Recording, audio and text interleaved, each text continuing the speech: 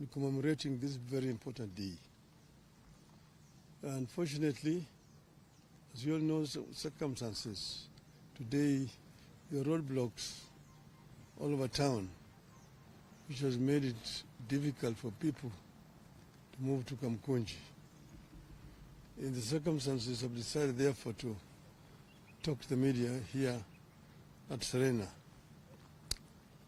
Some of you may not know fully the history of Sabasaba. As you know that Kenya attained independence in 1963, and at that time it was a multi-party system. We had three political parties: KANU, KADU, and then APP. But after a very short period of time, those two other opposition political parties, because KANU had won the elections and formed the government, and the two other parties were in the opposition, they were folded up and joined KANU. And KANU remained the only political party. However, in 1966, an opposition party was formed called the Kenya People's Union. This party survived for 3 years, and it was banned by the government in 1969. And the leadership of the party were arrested and taken to political detention. From that time onwards, Kenya remained a de facto single-party dictatorship from 1969 to 1982. 1982, when some of us wanted to form a political party, the regime then went to Parliament and introduced a law to make the country a single party.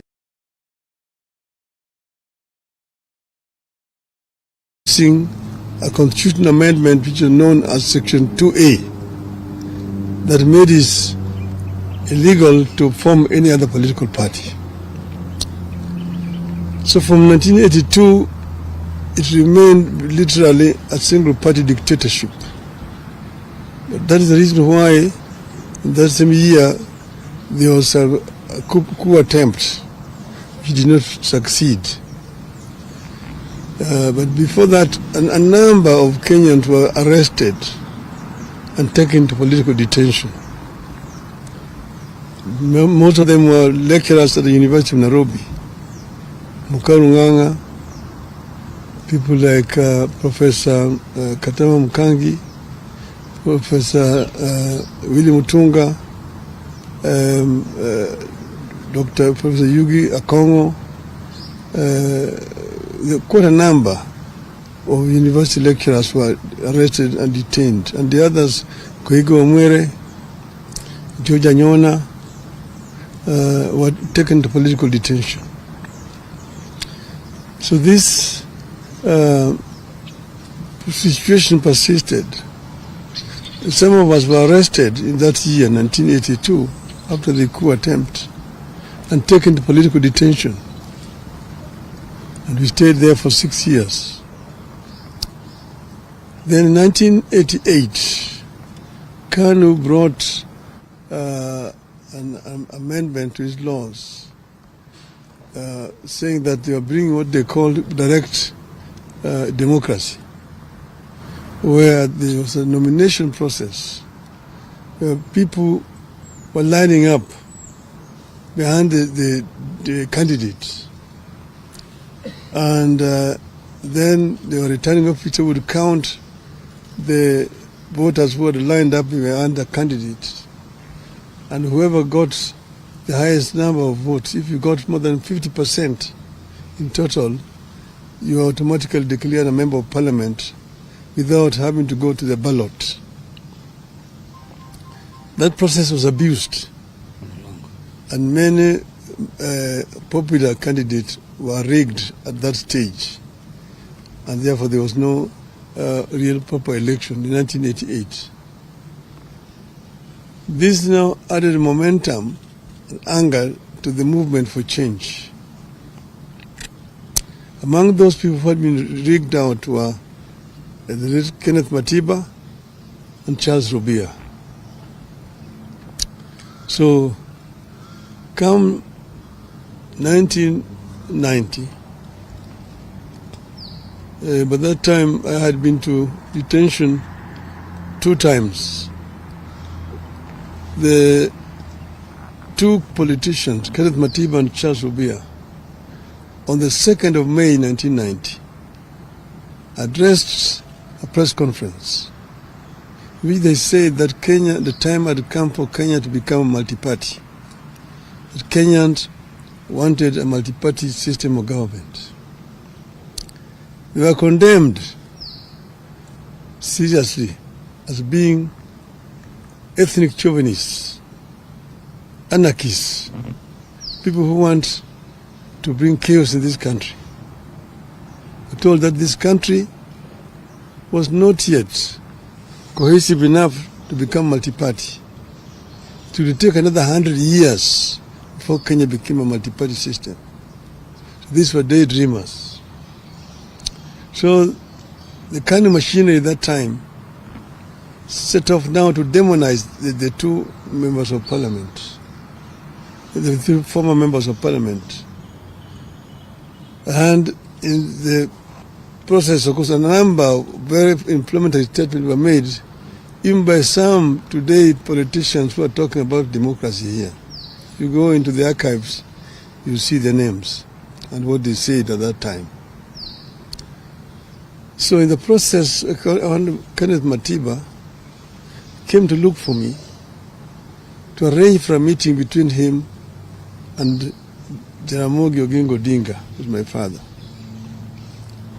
I arranged the meeting, and then we met again. They met again with Mr. Rubia, Mr. Neko, and after lengthy deliberations, the decision was taken that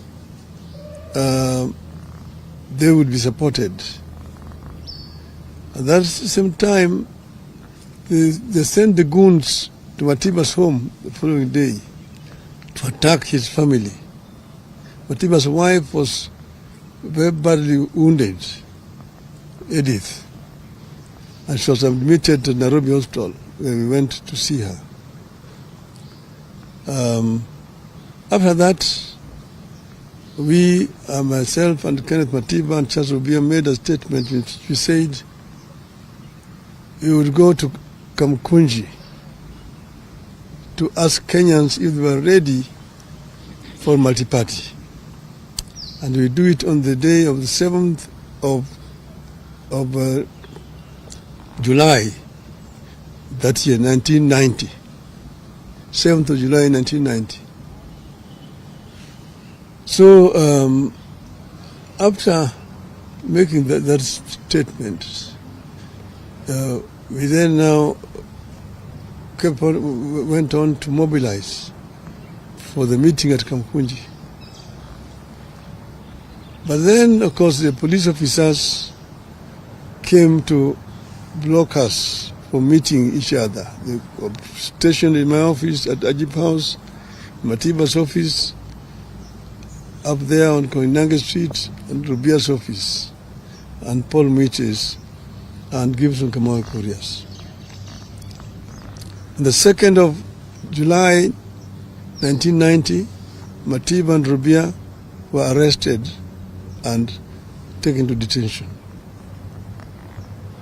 On the 4th of July, I was arrested and taken to detention. That same night, they arrested Gitobu Manyara, they arrested John Hamenwa, they arrested now Justice Mohammed Ibrahim. Paul Mwite went into hiding. Kamau Korea ran into American embassy and sought refuge. Keyoti Murungi was in Ethiopia and went to America. But that's how it was. But the International Commission of Jurists came up and made a very powerful lobby for the release of Hamenwa and Manyara, and they were released. As we remained in detention. And as you know, Rubia is the one who was first affected. He got a very serious infection, was taken to hospital. Eventually, he lost his vocal cords and was released. Matiba suffered a stroke in detention and was removed and eventually brought to Nairobi Hospital, after which she was then taken to London for treatment. That completely undermined his health permanently. And these two people eventually died because of not old age at that time, but because of the injuries they sustained while in detention. Many people, but in spite of our being detained, the Kenyan people braved it and came out in numbers to go to Kamkunji on the 7th of July, 1990. Many people were killed attempting to reach Kamkunji grounds that time. So then, after we came out of detention, then Ford was formed. We formed Ford. After forming Ford, again we get pressed and said we were going back to Kamkunji. Eventually, when I was targeted again, I was moved away from here and taken into exile. But our people braved it and managed to march all the way into Kamkunji. And you will see the photograph in front page of Nation there today.